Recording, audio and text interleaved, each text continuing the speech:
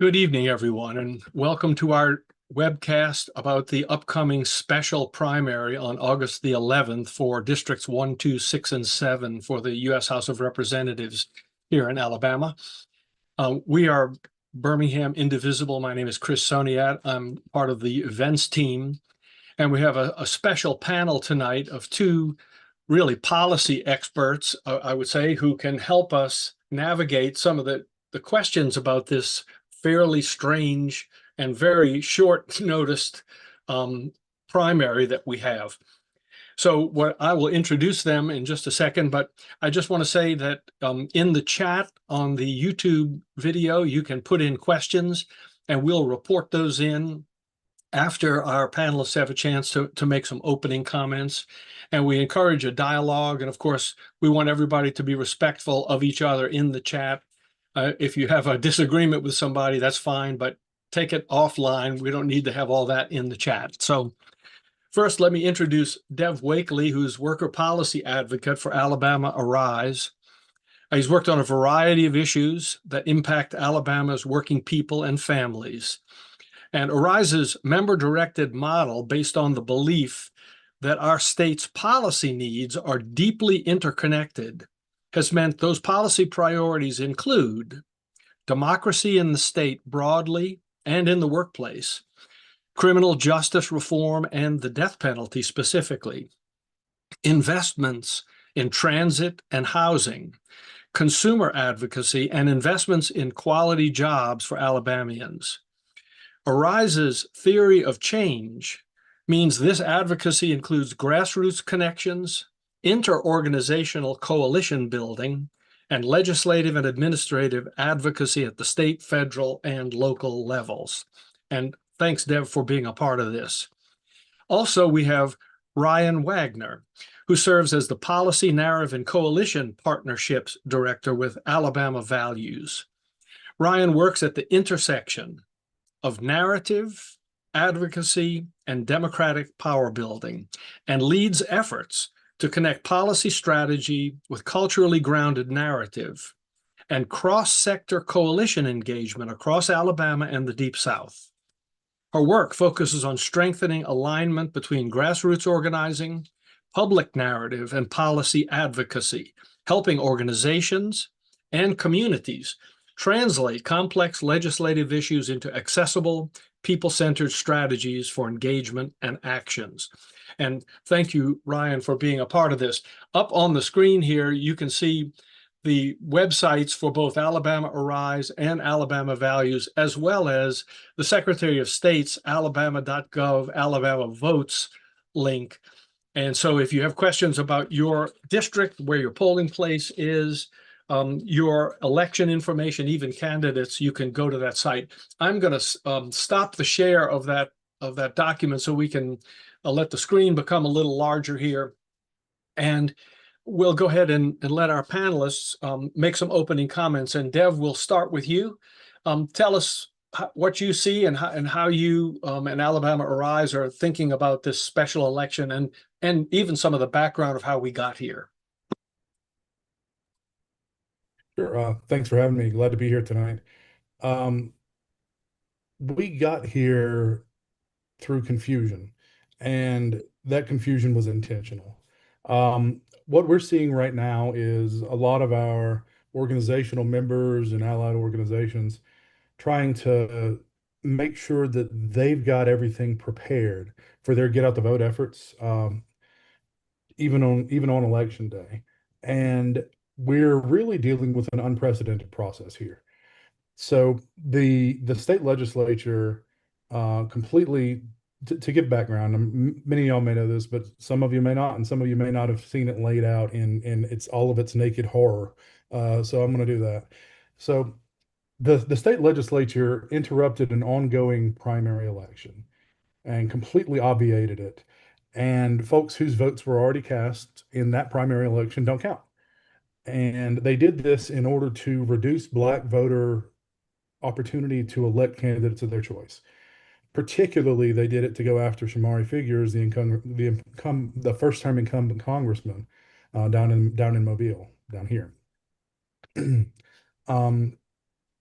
They did this via a legislative special session, um, and went back to the maps that a three-judge panel in federal court had already declared to be not just disproportionately impactful against black voters, but explicitly racist in motivation. And um, the Supreme Court, in its partisan hackery nowadays, has allowed the open season basically on black voting opportunity districts. And we've seen throughout the South many states implementing uh, redistricting efforts that are there specifically to take black voter opportunity districts away from black voters. Many of which were just recently won, including the district that Representative Figures represents right now. Um, so the legislature came in and reworked or re-implemented the districts that they had recently passed, and we're now operating under those 2023 passed districts. Those look like, well, they look very similar to the districts that we, if you were an Alabama voter for a long period of time, have seen. Where the seventh is kind of a bit of a packed district with the black voters in the Birmingham metro area and the Black Belt, all kind of smushed into that one district, which is Representative Terry Sewell's district. That district is impacted by this redistricting effort, but not to the point where it becomes a non-black, a non-opportunity district. Right. For now. For now. That's the important part. They will be coming after the 7th. I will go ahead and tell you right now, they're going to be doing it as soon as they can get away with it. They may not wait until 2030. They probably won't. We're already seeing legislators say specifically that they wish they had already done so. Instead, they did what they thought was going to be a safer, uh, less challengeable in federal court option, and they just implemented a springing activated bill that if the legislative district injunction in federal court that prohibited the use of those racist districts were lifted, which it was, they would go back to those previous districts. They did so. So the districts that are affected are 1, 2, 6, and 7. And um, those are held 1 and 2, respectively, um, right now are held by a Democrat and a Republican. 6 and 7 are held by a Democrat and a Republican. The candidates in those districts are as follows. And this is interesting too. In District 1, you're now seeing a ton of Republicans, many of whom none of us have likely ever, or very few of us have heard of. There are city councilmen running for Congress in this district. Jerry Carl is the big name. He has been a congressman previously. Red Marcus is also a relatively big name. He is a state legislator who largely structured his past legislative session on trying to make himself more known and more popular in order to run for this. So we're also seeing Joshua McKee, John Mills, James Richardson, and Austin Sidwell. The interesting thing about that is almost all of those names are wiregrass politicians. Um, so there is a significant worry that the wiregrass will split, and that will prevent Marcus from really making much hay out of his position. But on the other side, most of the remaining politicians are right around the Mobile Bay area, including Jerry Carl, Austin Sidwell, and there's a Spanish Fort City councilman as well amongst those groups. So the chaos is not just in the denial of opportunity to black voters and folks and Democrats largely. The chaos is everywhere, and the way that they structured this bill is really terrible policy. So what they did is this is a first past the post election with no runoff. So in this first district, you've got more than half a dozen Republican candidates. Somebody could win this election and become the presumptive Republican and become the not presumptive, become the Republican nominee with 18% of the vote. Yeah. That is a distinct possibility. It is very likely that somebody is going to win it without a majority and will not have to get a majority in a runoff. So that's one of the results of this bad policymaking. In in District 2, there is one Republican running, Hampton Harris.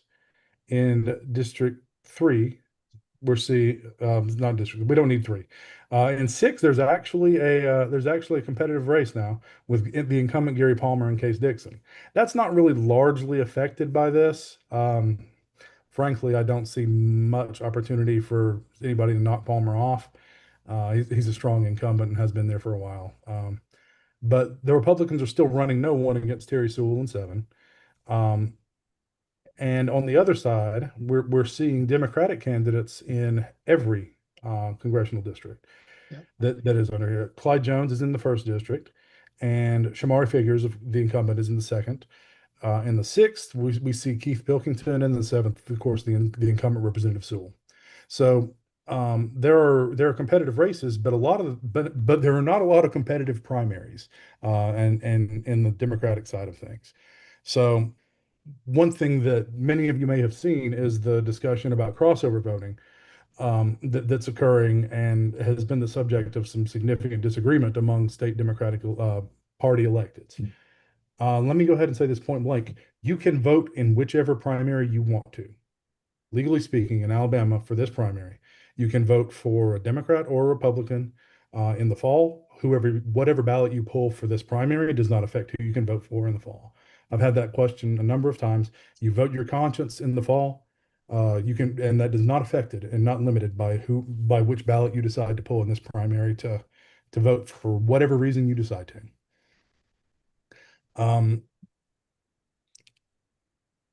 Very I've good. mentioned, yeah, Yep. I've mentioned that we're gonna see an effort to come after Representative Sewell's district. That is not a hypothetical. You're going to see even safe Democratic districts in many states in the South drawn in the most ridiculous gerrymandered efforts possible, and that is specifically endorsed by the Supreme Court decision.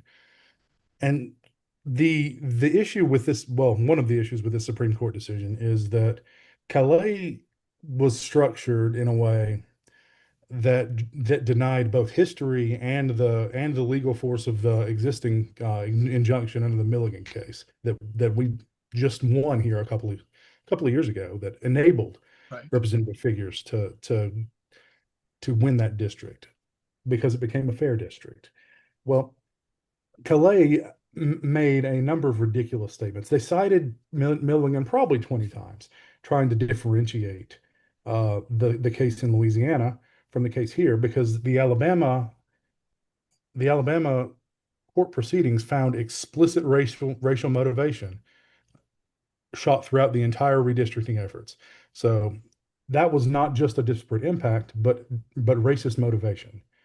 So Calais went to extreme lengths to differentiate Louisiana from Alabama in that respect. And then the feds turned right around and used Calais to lift the injunction in Milligan while denying that Calais had differentiated Milligan from the Louisiana situation. It's a level of dishonesty that you can really expect from the Supreme Court nowadays. And in the fact that it wrote, we must disentangle uh, racist voting practices in the past from political partisanship in the South. It's something that only could have been written by a 25-year-old Yale Federalist Society, never been on the ground, suck up to the Supreme Courts and their clerks. And it could have only been signed off on by a dishonest Supreme Court justice.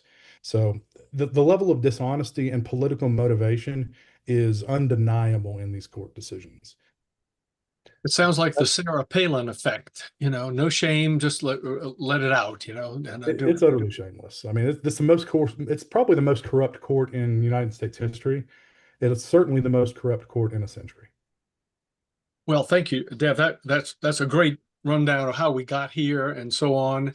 I want to give Ryan a chance to add her comments into it. Ryan, take it away. Apologizing in advance. Internet connection's not great, but I'll take it back a step further. John Roberts has been at this for 4 decades. As soon as 1982, I believe he put out a memo about the no longer needing the Voting Rights Act. And he was a young attorney at the time working for the Reagan administration. So this is even older than even the Shelby case in 2013, which was one of the signals that we were going to end up in the very real reality that the Voting Rights Act would be neutered, for a lack of a better term. Still there, enforcement apparatuses, because we all know the South has to be drug into the 21st century, kicking and screaming, whether she likes it or not. So I would add to Dev's point that this is even older than the Shelby case. This predates this fight to attack. The attacks on the Voting Rights Act are older than me. You're seeing a retrenchment, if you will, of the Neo-Confederacy. You are seeing this protection of the Southern strategy of the Nixon administration. So, and the South is in the middle of, yet again, of these fights. This is not new to us. We say we're not new to this, we are true to this. It's the middle of a mid-decade redistricting arms race. Gerrymandering black legislative power and political power is only the part of this, right? When they come for one of us, they come for all of us. And Alabama is the clearest example of how fast legal rulings can reshape political power. It hadn't even been 90 days before Southern states started rapidly changing their maps way ahead of time before 2030. And I can only imagine what that 2030 census work will look like. I'm a little terrified. Represented, whose votes count, and whether elections remain stable enough for voters to trust them. I would also argue there's narrative work here, cultural meaning, especially for Black voters in Alabama. This is not just some one-off. This is very real threats to our communities. And these are very real changes that have happened. And like Dev said, they're going to come for Rep. Terry Sewell's seat as well. It's about silencing voters. And so why Alabama matters is because it's been central to the Voting Rights Act battleground for years, with its congressional map repeatedly challenged for diluting Black voting power. I think the other state in that mix would be North Carolina. There's still in a protracted fight for fair maps. So it seems the state is now trying to capitalize on the latest legal opening to move back to a map that is extremely discriminatory. And like I said, voters should never be in a position where they're the ones being chosen versus voters choosing their elected. It's about fairness. Do the job I sent you to the state legislature to do, or is this more about personal gain? And so Alabama's always been the test case, with some other states in the mix. Obviously, Texas kind of started us off last year with no shame, could not wait. And so we're seeing that new doctrine play out, very harmful race neutral logic, in a country where race has been central to even the country's founding. So Alabama is now the proof point for how a weakened Section 2 framework can normalize changes, cheating, gerrymandering across the South. This is so far beyond partisanship, and I don't want the discussion to get flattened into partisanship. This is bigger than that. This is a democracy fight and voting rights fight. Well, and as we were talking before, you used the phrase gerrymandering arms race, and it is like we're seeing that now. One of the other things, I think in South Carolina, they were trying to do the Trump redistricting, and it was actually, I think, the Republican Speaker of their House, if I'm remembering right, who said, you know what, I think we try to take this district apart, it actually may undermine several of the previously safe Republican districts. And but so I'm not sure exactly how that would work in these districts in Alabama. So that would be one question to you guys. But also, if, as I understand it, Shamari Figure's district under the old map was not a majority black district. It was, I think Debbie used the word a fair district. It was actually drawn kind of using census data, which is what you really want a district to be. So I'd like you both to address the question of, the idea is that voters are the ones that have the power, and they give, as you said, Ryan, we loan the power to an elected representative to act on our behalf. But how can voters push back against this? And obviously, you got to vote in your district. So whichever one of you wants to take that first, go, please do, if you will. I'll start with it. Sure. I think you mentioned the key.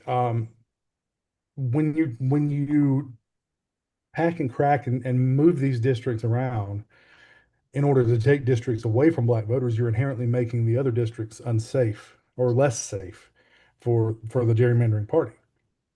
So overwhelming turnout can win not just one district, but the gerrymandered district that the voters were pushed into as well. Um, that is the ideal situation where you get enough people together and people are outraged enough to overcome the systemic efforts to disenfranchise them. It's a heavy lift. It is, and I'm perfectly willing to acknowledge that. Um, in the past, one of the ways to do it was litigation, but the courts are no friend to democracy now. Yeah. So you simply have to build up enough power to beat them, even though the advantages are on their side now. So the gerrymandering is it is a particularly powerful and useful tool, and they wouldn't do it if it weren't effective. Yeah. So you just have to beat them. You just have to get enough people out there and get together and build your systems and your sort of parallel institutions of turnout to overcome the weight of the system that's pushed against them. So the get out the vote effort really is, and especially in those districts that are going to have their power watered down, is the key thing. And I imagine, and Ryan, I know I see you're about ready to speak. Please unmute and do. But I think voter turnout in Alabama writ large is pretty low.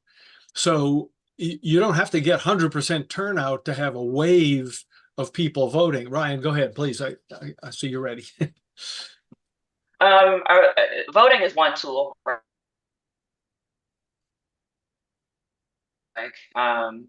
We need to be out in community year round, long term, talking to communities about what's going on with the state. I always say it's never too early to talk about census, right? And it's even more prescient now that we're in this situation with the maps, because the census also is a way in which communities get resources, right? Like, Yeah.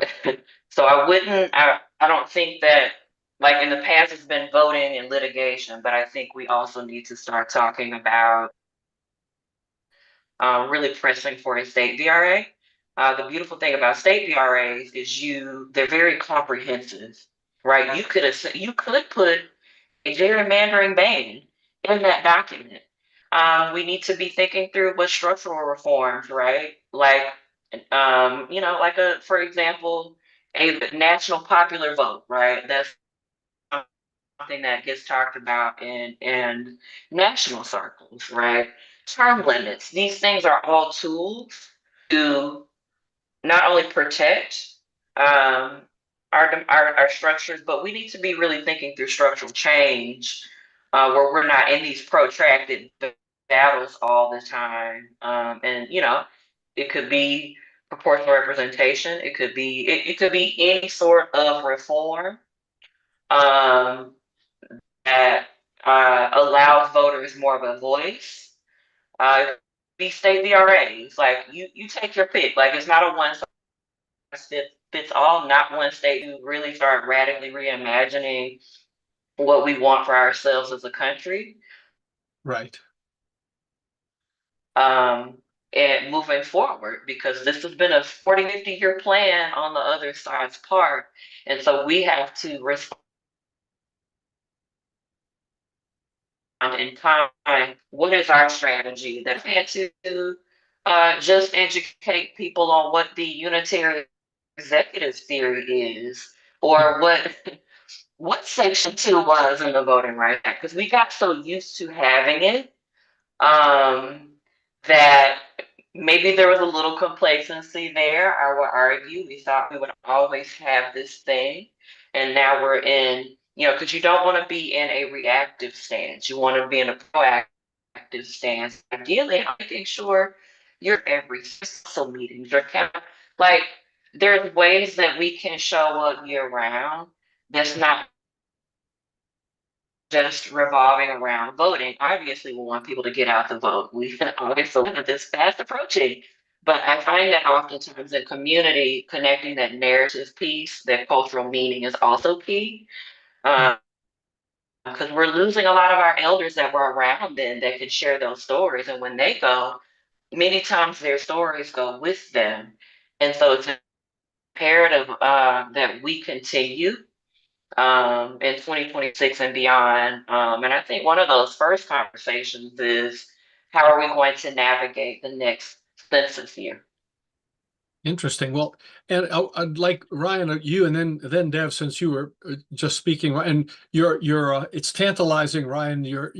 Every now and then your audio comes in and out, but we're getting most of it. So I don't want you to have to exit and come back on. But both of your bios talk about coalition building, across organizational, collaboration, and it seems to me that that's one of the, I guess, problems that we're facing, is that the populace is divided up in so many different little channels, and especially on the pro-democracy side, which is clearly where Indivisible is placed, but that you really, for democracy to function, people have to join together with like-minded people. So, Ryan, would you talk a little bit about that aspect of what you do, but also the need for that? Because to build the kind of wave of electoral power, it seems like we have to have this cross-organizational work done. So Ryan first, and then Dev, please. I first and foremost, those closest to the pain are closest to the solution generally.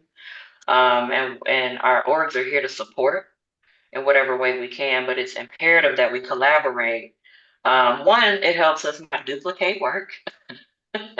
Each of our orgs have strengths, and we have to lift those up within each other, and then go out into community. A lot of that redistricting work wouldn't have happened without collaboration. Alabama's not a small state. So it was, it takes all of us to get that sort of work done. I've been in environments where leadership didn't go get the funding to go do the redistricting. So collaboration was key, where we had to get together and do it ourselves and make sure at least there was less of an undercount than there would have been had there been no collaboration and we were all kind of working in silos.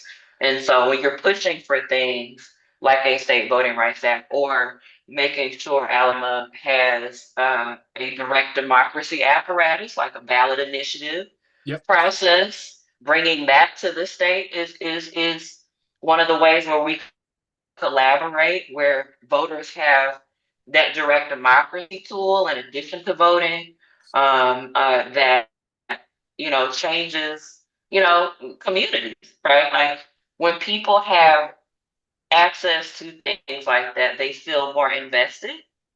And you have to meet people where they are, right?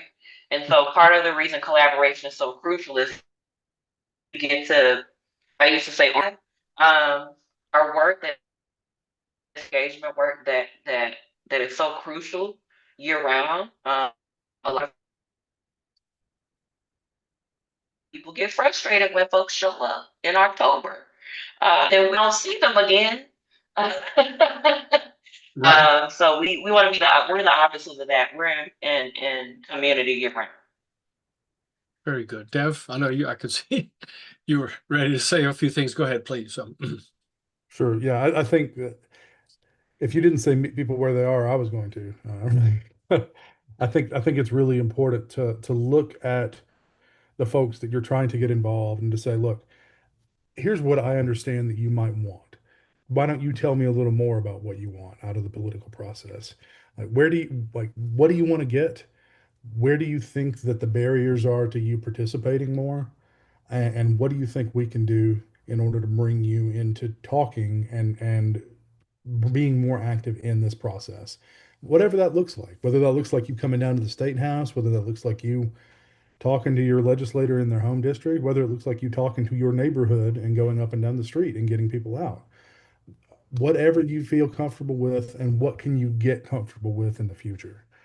Um, that's going to look different for different groups. Your organized labor groups are going to look different and have different priorities than your folks with disabilities and your older Alabamians and your people with children that may not be in the workforce. Everybody's going to have their motivating factors that if you can tie participation in the political process, whether that's via voting or whether that's via voting and also doing more, um, if you can show them how they can make a difference and how they how their priorities have been affected by this political process for good and for ill, Mhm. as it's existed in the state, you're more likely to get them to come out. You got to connect it to their actual lives. A lot of people feel disconnected and disheartened. If you can make them more connected, the the motivation often comes a little more on its own, even though you still have to cultivate it. But you know, an interesting thing, you see a few states where because of gerrymandering, you like, and North Carolina might be an example of this, where you see a heavy tilt toward Republican representation in districts, but then in the statewide race, it goes the other way, where it's a much more balanced thing because there's no gerrymandering going on. Now, Alabama doesn't seem to fit that pattern, though. It seems to me that you still have a very, I would, conservative is not the right word, but reactionary kind of mood statewide, which does seem to be pretty evenly spread. I'm curious what both of your thoughts are on that. Dev, yeah, and then Ryan. So this isn't that's a really interesting and good point. There, as we have often said, there just are more Republicans in Alabama than there are Democrats. That's just the way things are right now. Um, and when you're looking at that, the breakdown often comes within the caucus. One of the things that we are going to see again is an effort to implement a closed primary bill. That bill was introduced last year and moved, and the smart Republicans killed it because they know like that they. I was speaking with some Democratic legislators, and they're like, you know what, we're like, if they choose to do that, we can't stop them. They have a supermajority, but they'd be killing themselves if they did so. Um, Effectively, some of the Explain what Democratic legislators just dared them to pass that because they know that if you close primaries, you shrink the number of people who participate in the candidate selection process, and therefore you're much more likely to get total cranks in the process. So the extremism in a closed primary state is much more likely, particularly in a state like Alabama, and that's why you see the more extremist legislators pushing it. Um, it when would you be say closed primary, explain briefly what that means. if as an Alabama voter right now, you can go to a primary election and you can choose Democratic ballot, Republican ballot, constitutional amendment only ballot. I see. Um, in a closed primary system, you must already be registered with a political party I see. as a member to be Yeah, able to vote in the primary system. It is a barrier to voting, and it is a barrier to voting that disproportionately affects people who are just trying to get by and build a life for themselves. The most extremist candidates and the most extremist development pipelines and networks will get their people out in a closed primary system. And they will select candidates that are one, less likely to win a general election, and two, uh, really, really bad for government, for good government efforts in the state overall. Sure. As compared to some of the states that have ranked choice voting and an open primary for all party candidates, and where you have a different kind of process and you're not blocking by registration out, that kind of thing. There's no Yeah. perfect way to do it, but Ranked choice voting would be wonderful. Unfortunately, we just got ranked choice voting banned in the state of Alabama of by course, some of the legislators who want to keep that system in place. just like as Ryan was saying, ballot initiatives. Ryan, what are your thoughts on that? When they preemptively ban something, Chris, I know that they are trying to. They might believe that the people might actually like the new system. Yeah. And also with closed primaries, having lived in quite a few closed primary states, you miss out on voters when you do that, and in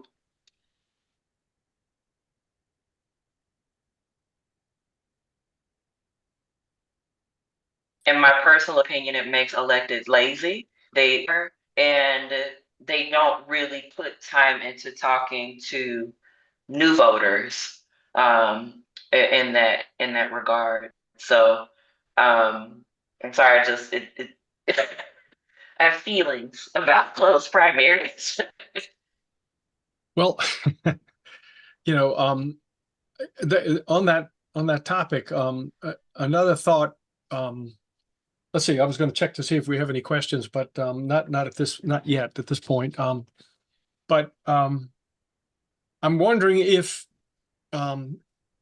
you could ban corporate money at the state level. I don't know if you guys are familiar with what Hawaii has done, where they have taken their corporate charter and said, since corporations are chartered by a state, even though the federal government, based on the Supreme Court, can't prevent corporations from making political contributions, since the state charters the corporations, they could. And I think money in politics is another driver of ways to push people to vote against their best interest. Any thoughts on that from both of you? I think Montana took a stab at that as well. Okay. That's one way to tackle Citizens United, with a states' rights argument, essentially. I would love to see that take hold in other places, but I think a tactic that really gets used, I've noticed over the years, particularly the Deep South, is this love of the preemption. Preemption has been a very popular tactic for legislation that has overwhelming support from voters, regardless of party. So I would venture to say we would need to maybe first tackle that preemption strategy. But I do think that is one of the ways in which we fight back against the devastating impact yet again of this Roberts Court and Citizens United. Gotcha. Dev, yes. Yeah. Couple of things. First off, on preemption, yeah. That has been a thorn in our side for quite a while, and it's particularly an issue for a lot of the work I do. Quick little story time. Birmingham implemented a $10 an hour minimum wage. Well, they passed a $10 an hour minimum wage. The legislature immediately prevented them from implementing it. And not only did they prevent Birmingham from implementing a higher minimum wage, they prevented all localities throughout the state from regulating in any shape, form, or fashion terms or conditions of employment. They went immediately to nuclear preemption statewide. Huh. And I'm gonna point out a couple of things. One, that's really bad for business. It's bad for the growth of your society. It doesn't create quality jobs that are long term if you're having non-livable wages for your workers. And two, it's really, really racist because they did this right after Birmingham implemented that minimum wage increase. They did it because they knew that mostly the black-led cities throughout the South were the ones that were implementing these minimum wages and things like project labor agreements and benefits agreements like Nashville did when they got their stadium to benefit the communities that these areas exist in. And that's because it's a it's a successor to the plantation economy now. It's still an extractive economy, Right. except that it's sort of a geographically based internal extraction that's focused primarily on the cities now instead of on the rural areas and the labor people there. So that's one thing we're dealing with. And another issue, to go back to the initiative and referendum, uh, not having that has been a real pain for me too. The the go-to example I have there is that um, payday lending we ran some polling on this. Payday lending is overwhelmingly unpopular amongst all Alabamians. 84% of people who live in the state of Alabama want to abolish it in its entirety. You can't get 84% of Alabamians to agree on anything Yeah. except they don't want predatory lending. But we don't have initiative, we don't have referendum, and the legislators who are in key positions are bought off by the predatory lenders. So Yeah. we didn't get that passed.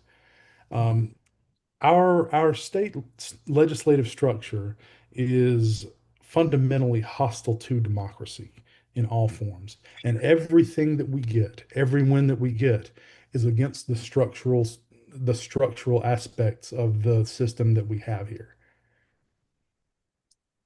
Yeah. So you're depressing me again, but But but we that, do get wins. hey, We do get reality is what it is. I understand.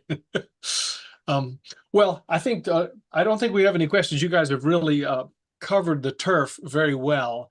I'd like to give you each a chance just to make some closing comments, especially with regard to the idea that, and we're certainly committed to the idea of working to get out the vote, to do what we can to facilitate that. So if you will, both, give us some final words to go by. And Ryan, why don't you go first, and then we'll close with Dev since you started us, Dev. So I would say community power is how we map confusion. Mhm. That means we got to make sure we know our deadlines, where to vote. And the blueprint, I would say, is verify your status in place. Lines have moved. Use the Secretary of State's polling place lookup to confirm your district and voting location. Um, make your absentee plan early. Obviously, in Alabama, absentee ballots, you have to have an excuse. Yeah. Share trusted information. Combat conflicting rumors by sharing only official county election contacts, state election pages with your neighbors, church, and civic groups. So we're also in an environment where there's a lot of mis and disinformation that we have to combat every time around this time of year. So it's imperative to verify your status in place ahead of time.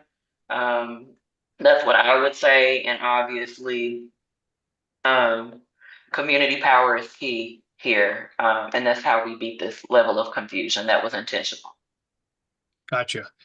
And one question just came in, which is what's the legal basis for preemption? Is that simply the legislature deciding in advance they're going to pass a rule that prevents a local action? Yes, that is a tool in their toolboxes that they have used rather effectively, I might add, at stopping legislation that they may believe to be beneficial to voters, which quite frankly, is anti-democratic. How are you going to preempt something that the voters might like and you haven't even asked them if they liked it? So, and it's usually things like minimum wage raises, things that could benefit all of us in the state.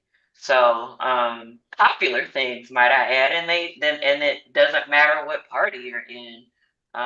People want a livable wage, and Sure. so preemption is one of those tactics. And it's not all, and it's sometimes it's done in the cover of dark.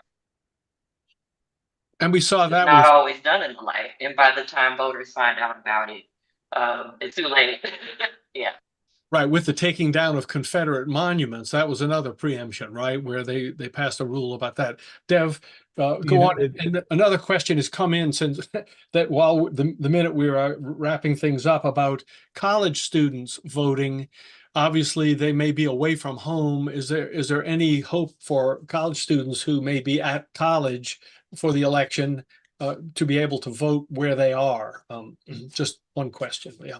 It really depends upon what you consider to be your domicile and where you spend your time, what you do there, and where you live the majority of the time. You can make arguments for some college students living on campus and some still living back at home. It really is a situationally dependent question. So I got to give you the lawyer answer there and say it depends. If the person is only going to class, Tuesday to Thursday, well, they probably should be voting back home. If they live there all the time, including breaks, and they have their own apartment, well, it's much more likely that they should be voting on campus. Gotcha. And that Confederate monument discussion is actually a really good one. Mike Graffio's decision on that kind of laid things out beautifully. And he issued that decision and retired because he knew that he would be instructed to overturn his own decision and implement a legal ruling that was, one, baseless, and two, again, racist and neo-Confederate. So he issued it and retired immediately. And great respect to Judge Graffio for that. And I never have figured out if it's Graffio or Graffeo. So Birmingham people, sorry. But in terms of preemption, there are what's known as Dillon's rule states and non-home rule states. Alabama's a non-home rule state. There are some states that structure their municipalities and localities as not just subunits of the state itself, but certain areas where, much like in the Federalist argument, there are domains when those localities are somewhat more autonomous themselves.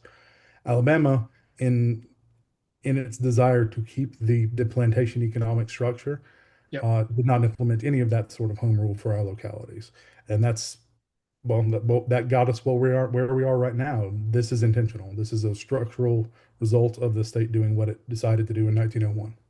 Yeah. Anti-democratic is anti-democracy is what you can say there. Well, let's see. I'm going to put back up the slide with the website addresses for you guys on there if I can. Let's see. Let's try that again here. And I'll thank both of you one final time here for taking the time to do this and for giving us this information. And we will be having this on our YouTube channel so people can watch it even if they weren't able to tune in at this moment.